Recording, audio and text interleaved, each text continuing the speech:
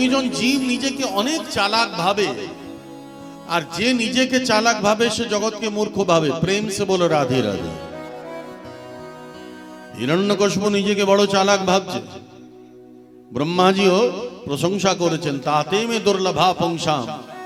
বেটা পুত্র, যদিও এই বরদানটা অত্যন্ত দুর্লভ, কিন্তু তাও আমি তোমায় দিলাম। ভগবত প্রেমীজন, একবার একটা ক্রিকেটের টিম দিল্লি থেকে বম্বে ফাইনাল খেলতে যাচ্ছে। মুম্বাইতে আগামী দিন তাদের ফাইনাল খেলা,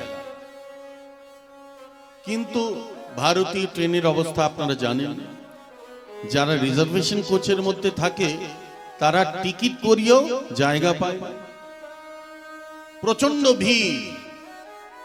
এখন পুরো ক্রিকেটের টিম সে ট্রেনে আর ঢুকতে পায় না, বড় সমস্যায় পড়ে গেল। যদি তারা ট্রেনে না ঢুকে তো তারা আগামী কাল সেই ক্রিকেটের ফাইনাল খেলাটা কি করে খেলবে? সব মিলে ক্যাপ্টেনকে বললো, ক্যাপ্টেন কি করি বলো তো?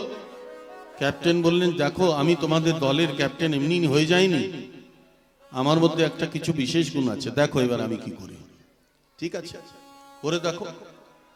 সে ক্যাপ্টেন সেই ট্রেনের কোচের মধ্যে প্রচন্ড ভিড়, আর সেই ভিড়ের মধ্যে যেমন কেমন করে ধাক্কা ধাক্কি করে ঢুকে গিয়ে সে মাঝখানে পৌঁছে আর জোরে চেঁচিয়েছে, ওরে ট্রেনে সাপ ঢুকেছে, ওরে ট্রেনে সাপ ঢুকেছে, ওরে ট্রেনে সাপ ঢুকেছে, ওরে ট্রেনে সাপ ঢুকেছে।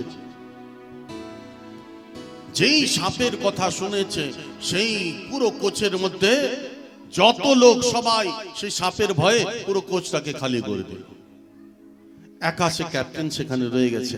সমস্ত টিমের সদস্যগণদেরকে ডেকেছে, এসে যাও, চলো এক একটা সিট ঘেরো আর নিজে ঘুমাও, সোজা বম্বেতে গিয়ে উঠবো। কিন্তু অনেকক্ষণ হয়ে গেছে, তারা বেশ আনন্দে ঘুমিয়ে পড়ছে। ভাবলো যে এবারে যখন ট্রেন চলবে আমরা আরামসে কাল সকালে বম্বে পৌঁছেই যাব, আর সেখানে গিয়ে ক্রিকেটের ফাইনাল খেলা খেলে নেব। অনেকক্ষণ যাওয়ার পরেও তারপরে হঠাৎ যখন তাদের ঘুম খুলেছে, তো সে ক্যাপ্টেন ঘুম খোলাতে বাইরে দেখছে যে কোনো স্টেশনে ট্রেনটি দাঁড়িয়ে আছে। তো সেখানকার ওয়েটাররা চায় লেলো সবাইকার হকাররা ডাকছে।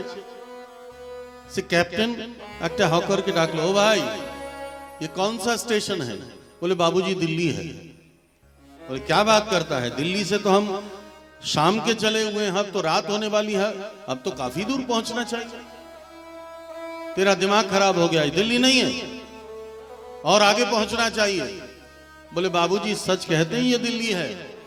बोले क्या बात करते हो, शाम की चली हुई ट्रेन अभी तक दिल्ली ही पहुंची है? बोले हैं बाबूजी, আসলে ট্রেন তো চলে গেছে, কিন্তু এই কোচের মধ্যে সাপ ঢুকে যাওয়ার জন্য এই কোচটাকে বাদ দিয়ে দেওয়া হয়েছে, বাকি ট্রেন আগে চলে গেছে। তো যে নিজেকে অত্যধিক চালাক ভাবে ভগবত প্রেমীজন, সে জগতে কিন্তু সবচেয়ে বড় মূর্খ। ব্রহ্মা তাকে বরদান দিলেন, যাও তোমার মনের মতো তুমি বরদান পেয়ে যাবে। সেই হিরণ্যকশিপুর রাজত্ব সারা সৃষ্টির